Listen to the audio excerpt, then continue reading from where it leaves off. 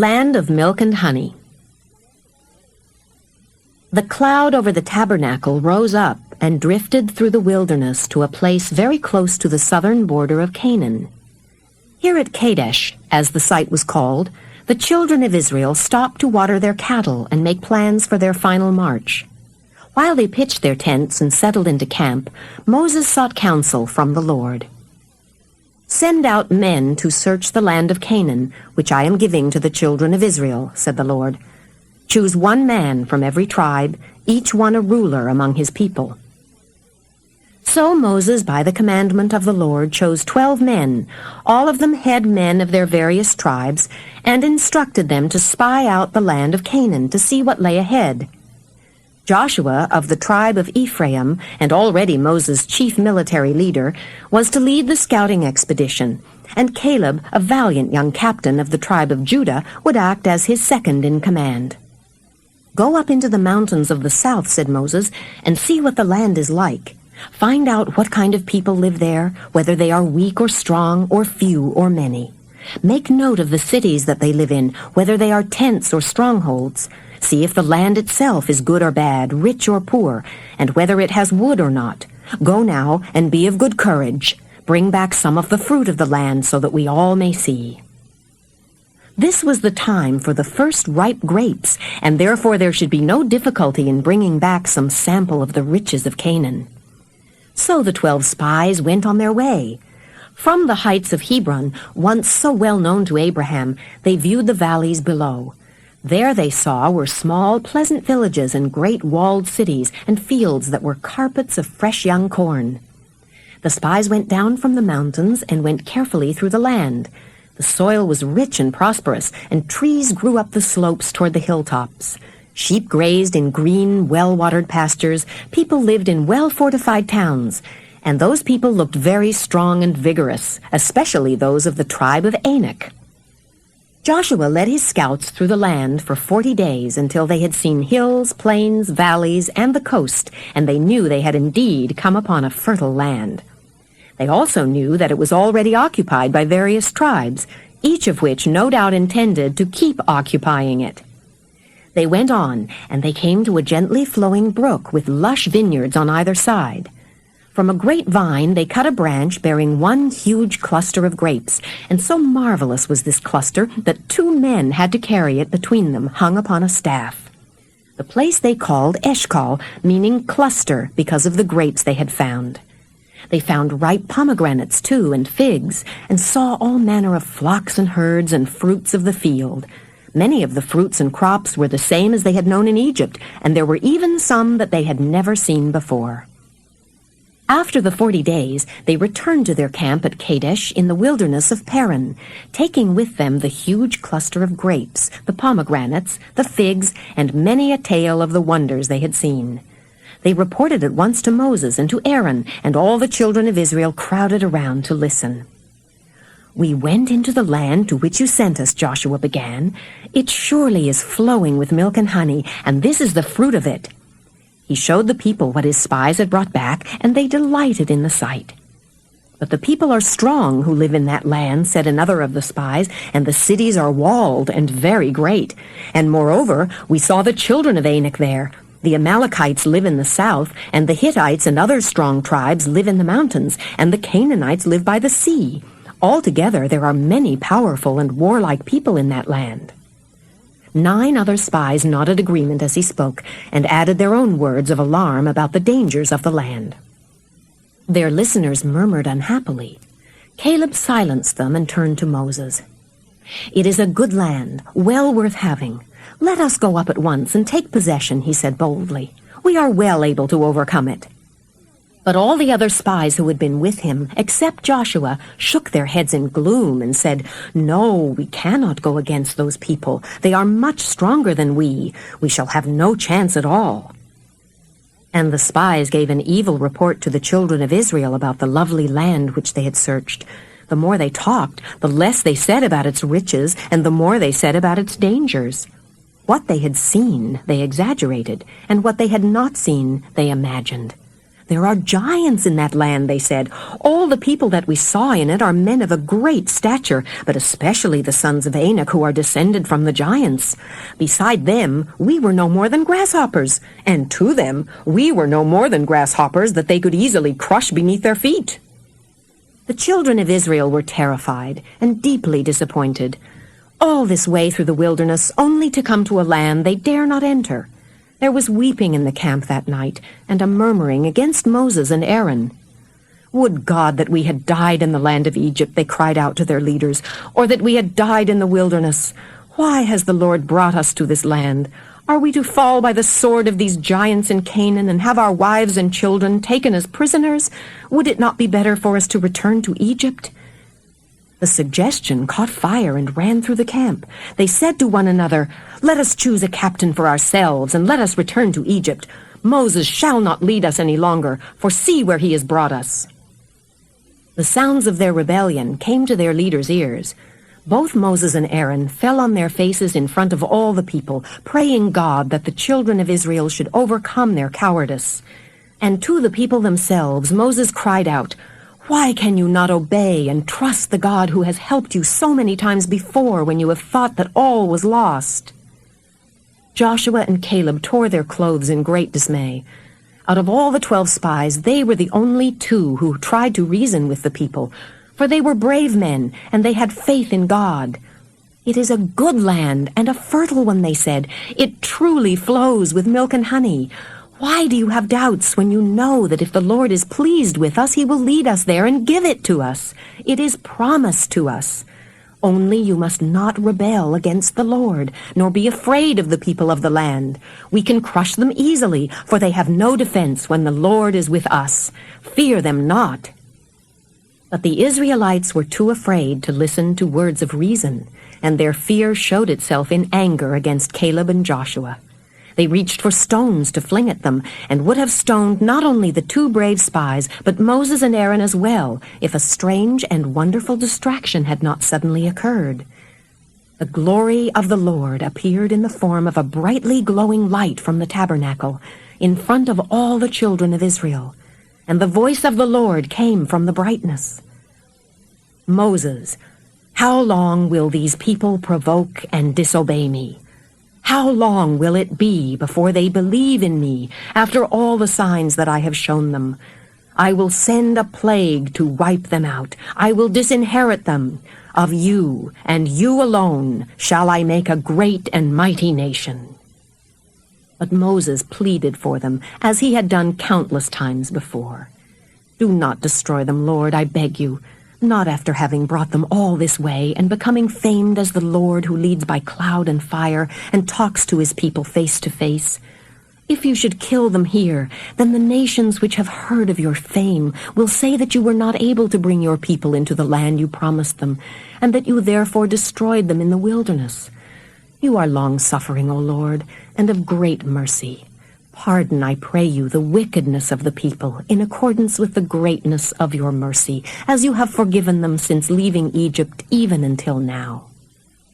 The Lord listened and relented, but not altogether. "I will pardon them as you ask," he said. "They shall not be destroyed, nor will I disinherit them. But because all these men who have seen my glory and my miracles which I did in Egypt and in the wilderness have not listened to my voice and have tempted me now 10 times, they shall none of them see the land which I promised to their fathers. Tell them this: not one of you who is 20 years or older and has murmured against me shall ever go into that land. Only Joshua and Caleb, who have been faithful to me, shall be allowed to live in Canaan. And the little ones, whom you feared would be made prisoners, shall grow up to inherit the land which you have despised. But as for the rest of you, you shall stay in the wilderness and wander there until you die. And your children shall wander in the wilderness for 40 years, 1 year for each of the days in which you search the land, until they are grown and you are gone." The children of Israel were overcome with grief. The thought of wandering in the desert for a lifetime was more than they could bear, and they quickly changed their minds about the dangers of entering into Canaan. "Caleb and Joshua have said that we are well able to take that land," they told each other. "Let us go and do so. It was wrong of us not to trust the Lord." It did not even occur to them that they had lost their chance, and that what they were planning now was fresh disobedience. Even when all the spies except Caleb and Joshua died by the plague as punishment for bringing back an evil report and causing the murmurings among the congregation, they would not realize that there was no escape from the wrath of God except through absolute obedience. They rose up early in the morning and gathered on the mountain that overlooked their camp. "See, we are here," they said to Moses. "We will go now to the place which the Lord has promised us, for in our fear we sinned. Now we are not afraid." "But you are sinning again," said Moses. "Why do you go now against the commandment of the Lord? Do not go, for you will surely fall by the sword. The Lord will not be with you because you turned away from him, and the Amalekites and the Canaanites will strike you down." But they would not listen to him, and they rushed upon a hilltop that was occupied by the people of Canaan.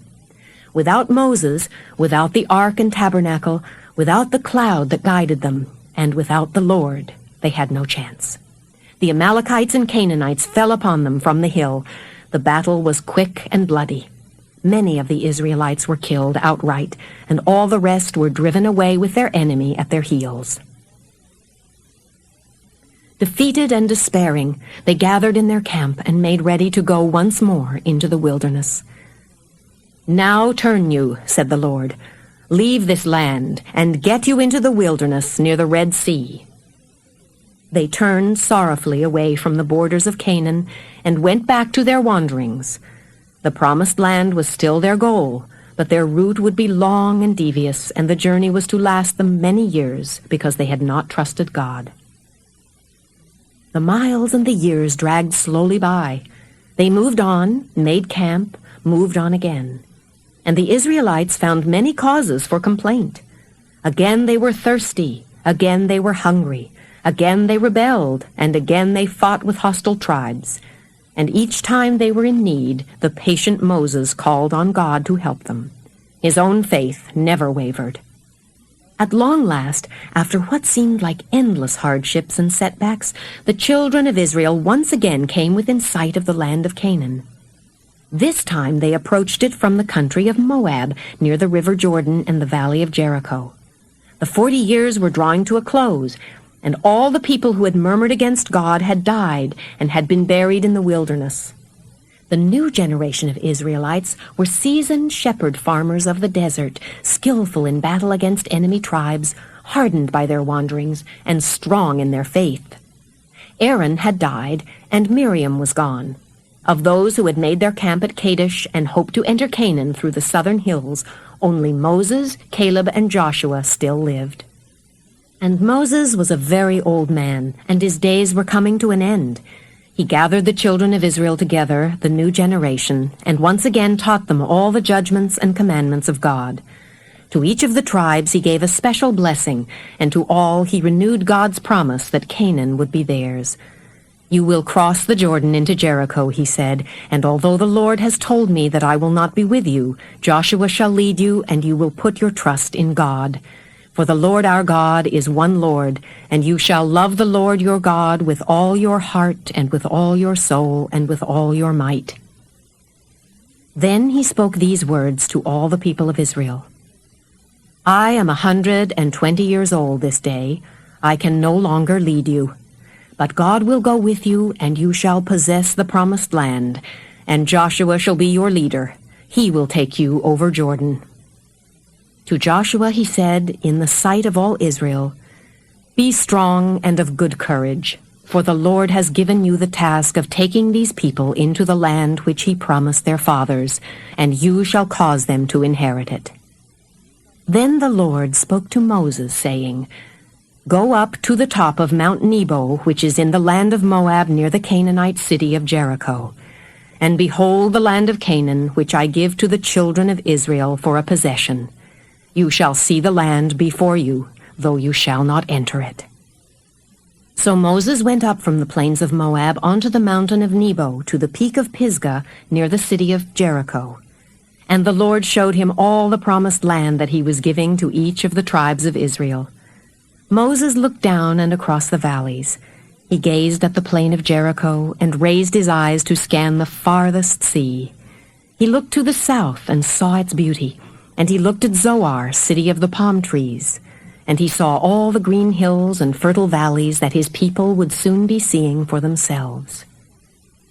This is the land that I promised to the children of Abraham, of Isaac, and of Jacob, said the Lord.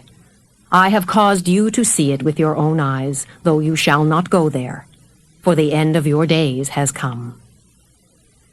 So Moses, the servant of the Lord, took one last long look at the land of milk and honey, and died there in the land of Moab. He was buried in the valley, and to this day no man knows where his grave may be.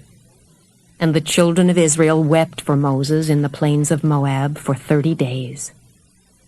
When the days of mourning were over, they turned to Joshua for leadership, for the Spirit of God was upon him.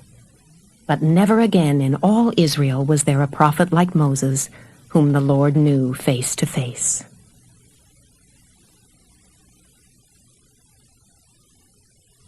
Joshua fights the Battle of Jericho. On one side of the river Jordan was the camp of the Israelites, on the other the Canaanite city of Jericho. If the children of Israel were to enter Canaan by this route, then they would have to capture that great walled city first. They knew this, and they felt confident of success. The people of Jericho, for their part, were growing increasingly alarmed by the presence of the armed camp across the river. They had heard about the wonders of the God of Israel and the many victories the Israelites had won against the wilderness tribes, and even behind the great walls of their fortified city, they trembled with fear. Now, after the death of Moses, the Lord said to Joshua, "Arise, go over the river Jordan with the children of Israel. All the land that your feet shall tread upon, from the wilderness to the great river Euphrates, and to the edges of the great sea toward the west, shall be yours to divide among your people for their inheritance. As I was with Moses, so will I be with you. I will not fail you or forsake you. Therefore be strong and of good courage, and obey me always. Then shall you succeed in whatever you do, for the Lord your God will be with you wherever you go." Joshua called his officers to him and gave them the first command of his campaign against the Canaanites. "Go through the camp and tell the people to prepare food and gather their possessions, for within 3 days we will cross the Jordan and possess the land." And while the people were making their preparations, Joshua sent 2 men across the river to spy out the territory beyond. "Go view the land and the city of Jericho," he told them, "so that we may know the weaknesses of the place and what manner of men we shall have to fight." The 2 spies stole quietly across the river and scouted the land around the city. Then, seeing that the gates of the city were still open for the daylight hours, they slipped stealthily into Jericho to mingle with the people and study the fortifications. When evening came, they went into the house of a woman named Rahab to find lodgings for the night. So far as they knew, Rahab did not recognize them for what they were, nor had their movements been noticed by anyone else. But even while they talked to Rahab, someone was hurrying to the king of Jericho to tell him that 2 scouts from the camp were in the city to spy out the land for the forces of Israel. The king at once sent soldiers to Rahab's house to find the strangers. "Bring out the men who came here tonight," the soldiers told her roughly. "They are spies come here to search out our land so that they might conquer us." But Rahab, from her house on the city wall, had seen the vast camp of the Israelites across the river and come to certain conclusions of her own. And she had also seen the king's men coming to her house. "Why, there were 2 men here earlier," she said thoughtfully, "but I did not know where they had come from. They left here not long ago, at about the time of the shutting of the gate when it was getting dark. Where they went I do not know, but if you go after them quickly you will surely overtake them." They took a swift look over her house in case she had been lying to them, for she was not known to be a very honest woman, but they did not find the spies. Rahab had taken them up to the flat roof of her house and hidden them beneath the stalks of flax that she had been drying in the open air, and the searchers did not think to look there for the spying Israelites. Rahab watched the searchers running out through the city gates and saw the gates being firmly shut behind them. Then she went up to the roof. "They have gone," she said, and removed the flax that covered the spies. The gates are locked, but I will see that you leave the city safely." The two men looked at her and wondered why she had not betrayed them. As if in answer to the question that they did not ask, she said, "I know that the Lord has given you this land. All the people here have heard it, and they faint with terror because of you. For we know how the Lord dried up the water of the Red Sea for you, and how you have destroyed your enemies as you came this way. As soon as we had heard these things, our hearts did melt, and there is not a man among us who has any courage left. We can see that the Lord your God is God in heaven above and here on the earth beneath. I know that we cannot win against you." Joshua's spies were greatly encouraged by these words, for surely people of such faint heart would easily be defeated. Yet with the city gates closed upon them, and the people of Jericho alerted to their coming, they could see no way of getting back to camp with their heartening news. But Rahab knew a way. Her house was built into the very walls of the city, and it was possible for agile men to come and go without using the heavily guarded gate. "I pray you," she went on, "swear to me by the Lord that you will show kindness to me and to my father's house, since I have shown kindness to you. Promise me that you will spare my life when you take the city, and that you will save the lives of my father and my mother and my brothers and my sisters." They gave their promise readily. "If you save our lives," they said, "we will save yours. But you must not say a word about this to any other soul. And when the Lord has given us this land, we will deal kindly with you and return your kindness." She led them then to a high window and hung a strong cord down the outside of the city wall upon which she lived. "Let yourselves down upon this rope and go into the mountains instead of toward the river, so that your pursuers will not find you," she told the Israelites. "Stay there for 3 days until they give up the search and return here to the city. After that, you may go upon your way toward the camp." They thanked her and made sure that their escape rope was secure. "We will keep our oath," they promised again. "When you see our forces coming into this land, take a piece of scarlet line and tie it in this window so that we may see it from outside. As soon as we are gone, you must send secretly for your father and your mother, your sisters and your brothers, and all your father's household. Once they are here, you must make sure that they do not go out of the doors of your house into the street. If they do, it will be their own fault if they die. But as long as they remain in your house, we will be responsible for them." "So be it," she agreed, and sent them on their way. They let themselves down on the rope that dangled from her window and vanished into the darkness outside the city wall. When they had gone, she bound the scarlet line in the window and sent urgent messages to the members of her family. The two spies hurried into the mountains and hid there for 3 days while their pursuers searched vainly for them in the vicinity of the river Jordan. Then they came down from their hiding place, crossed the river, and took their story back to Joshua. "Truly the Lord has delivered the land into our hands," they reported. "The inhabitants are faint with fear because of us. They themselves believe that we will conquer them, for they know the Lord is with us." This was welcome news indeed for Joshua. Early the next morning he arose and struck camp, moving all the children of Israel to the very banks of the river Jordan. For the next 3 days he let the citizens of Jericho see his vast forces. And then he said to his people, "Sanctify yourselves, for tomorrow the Lord will do wonders among you." And it happened the next day that the priests carrying the Ark of the Covenant went ahead of the people. And as they dipped their feet into the brim of the river, the waters of the Jordan rolled back to leave a path between the waters.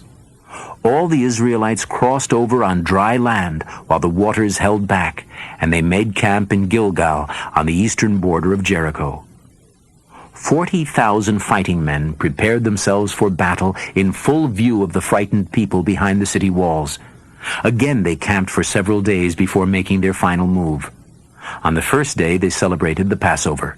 On the next day they ate parched corn and unleavened cakes.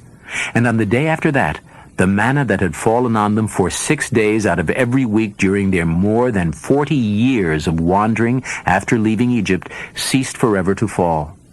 At last, the children of Israel were truly in the promised land.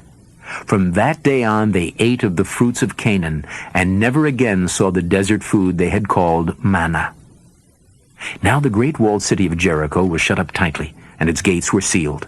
No one stirred through the gates for fear of the Israelites. Joshua, from the camp at Gilgal, surveyed the walls and saw how solid they were. Behind the fortified stone barriers, the people of Jericho were armed and ready to fight. It seemed that only the mightiest of weapons could prevail against them. And yet the children of Israel, armed though they were, had only the most simple of weapons to use against those sturdy walls. Then the Lord spoke to Joshua, saying, "See, I have given into your hands the city of Jericho and its king, and all its mighty men of valor. And you shall march around the city, all you men of war, with the ark among you. And before the ark shall go 7 priests, with 7 trumpets of ram's horns, and before them shall go your armed men." Joshua listened closely as the Lord described how the city was to be taken. It was unusual strategy for war, but Joshua had no doubt that it would succeed according to the words of the Lord. Then Joshua called the priests and all the people together to give them their instructions. "And you must not shout," he told them, "as God had commanded, nor make any noise with your voices, not even a single word, until the day I order you to shout. Then cry out with a great and mighty shout. Now go and march once around the city, and let those of you who are armed march in front of the ark of the Lord." And it did happen, after Joshua had spoken to the people, that the 7 priests bearing the 7 trumpets of ram's horns marched ahead of the ark of the Lord and blew upon their trumpets. Half of the armed men went before them, and the other half formed the rear guard that followed behind the ark. From behind the walls of Jericho, the city dwellers watched a strange and unexpected sight. The forces of Israel were marching around their city, making no attempt to scale the walls or batter down the gates. The priests among the Israelites did nothing but blow on trumpets, and the rest of the procession made no sound at all except with their steadily marching feet. When the marchers had gone once around the city, they turned and went back to their camp in silence. It was extraordinary, and it was disturbing. Only Rahab, watching with her family from her house, was not afraid.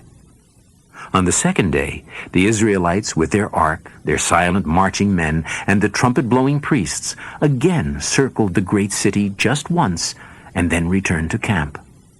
For 6 days they marched around the city once each day, and departed silently. On the 7th day the Israelites rose early, at the dawning of the day, for this time they would have a very much longer march. Trumpets blasting, armed men silent, they marched around the city not once, but 7 times. On the 7th round, the priests gave a great long blast on their trumpets, and Joshua turned to face his forces. "Now," he ordered, "shout, for the Lord has given you the city. The whole city and everyone within it shall be accursed. Every living thing shall die but Rahab and the people that are with her in her house, because she hid the messengers we sent. Shout, O Israel!" So the people shouted together in a mighty shout, while the priests blew hard upon their trumpets. The walls began to tremble, to shake, and then to totter, and suddenly they all came tumbling down to lie flat upon the earth. The children of Israel turned where they stood and swarmed straight into the city. They took it easily, falling upon the terrified inhabitants and destroying with their swords every living thing they found. But the 2 young men who had spied out the land were keeping their promise to the woman who had hung a scarlet line in her window for all of them to see. "Go to Rahab's house," Joshua had said, "and bring her out in safety as you promised." So the 2 spies went into her house for the 2nd time and brought her out with her father and her mother and her sisters and her brothers and everything they had. After escorting them safely to the outskirts of the Israelite camp, the spies went back to the broken city of Jericho to help their fellow soldiers finish their task. Between the lot of them, they retrieved the city's silver and gold, and vessels of iron and brass for the tabernacle of the Lord. And then the Israelites burned the city to the ground. Only Rahab and her father's household were spared. Because she had given aid to Joshua's messengers, she and her family lived with the people of Israel all the days of their lives, and no harm came to them. So the Lord was with Joshua in his onslaught against the first stronghold in Canaan, and the fame of Joshua and his God spread throughout the land. In the course of the next few years, the Israelites fought many times against the kings and tribes of Canaan. In time, Joshua took the whole land in accordance with God's promise to Moses, and divided it among the children of Israel according to their tribes. The Israelites settled down in the promised land after many years of hardship and of battle, and the land rested at last from war.